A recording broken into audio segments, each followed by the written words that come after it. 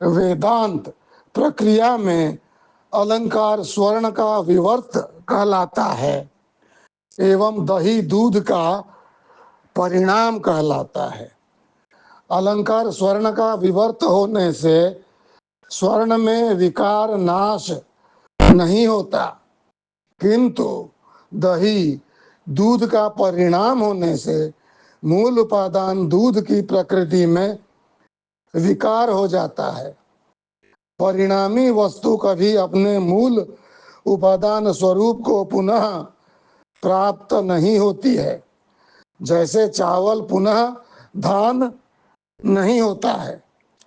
इसी प्रकार जीव ब्रह्म का परिणाम होता तो वह किसी साधन से ब्रह्म को प्राप्त नहीं हो पाता, जबकि सभी शास्त्र जीव को बिना साधन ब्रह्म रूप ही सिद्ध करा रहे हैं। अतः यह जीव ब्रह्म का परिणाम नहीं, स्वर्ण से अलंकार की तरह अपरिणामी विवर्त है। जो अज्ञानी जन ऐसा मानते हैं कि आत्मा ब्रह्म का दूध से दही की तरह परिणाम है, तो उनका ऐसा समझना भूल है। अर्थात ब्रह्म मुझ आत्मा से भिन्न है, ऐसा चिंतन करना महापाप है, क्योंकि ब्रह्म आत्मा रूप में परिणत हो जाता है ऐसा मान लिया जावे तो इस प्रकार चिंतन करने से हम उसे परिणामी स्वीकार कर रहे हैं। और जो वस्तु धान से चावल, दूध से दही की तरह, दही से मक्खन, घी की तरह परिणामी होती है, वह नाशवान ही मानी जाती है। आत्मा की नित्यता में सब शास्त्र एवं आस्तिक एक मत हैं। अतः वास्तव में ब्रह्म आत्मा अविर्ण, अपरिणामी, कूटस्थ, अखंड, निर्विकार ही है और वही मैं हूँ, ऐसा अभी इसी क्षण मानना चाहिए। कुछ करके मैं कालांतर में आगे जाकर परमात्मा को प्राप्त करूंगा, ब्रह्म बनूंगा, मुक्त बनूंगा, ऐसा नहीं मानना चाहिए।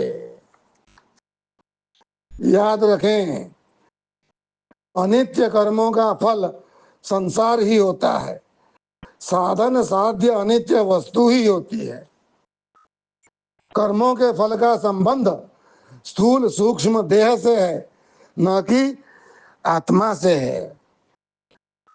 इसलिए विद्वान मुमुक्षु यह समझे कि मुक्ति कर्म से साध्य अर्थात प्राप्त होने वाली अनित्य वस्तु की तरह नहीं है, अपितु एकमात्र ज्ञान से ही वह साध्य है। जो वस्तु ज्ञान द्वारा साध्य वस्तु होती है वह पूर्व से सिद्ध होती है। ज्ञान द्वारा नूतन वस्तु की प्राप्ति नहीं होती है। इस प्रकार वेद शास्त्र के कथन पर विश्वास करते हुए केवल मोक्षाभिलाषी अहंकार सहित समस्त कर्मों का परित्याग करने में किंचित भी वेद आज्ञा उल्लंघन, उल्लंघन अथवा पाप को प्राप्त हो जाने का भय न रखें। सभी धार्मिक अनुष्ठानों से संन्यस्त अर्थात उपराम होकर किसी श्रोत्रिय ब्रह्मनिष्ठ सदगुरु की अनन्य शरण ग्रहण कर श्रद्धा एकाग्रता पूर्वक केवल वेदांत महावाक्यों का श्रवण मनन निधिध्यासन करें। मोक्ष प्राप्ति के लिए परमात्मा को आत्मा रूप से जानने के अलावा अन्य कोई मार्ग नहीं है। ध्यानेनात्मनि पश्यन्ति केचिदात्मानमात्मना अन्ये सांख्येन योगेन कर्मयोगेन च परे अन्ये त्वेवमजानन्ता श्रुत्वान्येभ्य उपासते तेऽपि चातितरन्त्येव मृत्युं श्रुति परायण। गीता 13:26-25।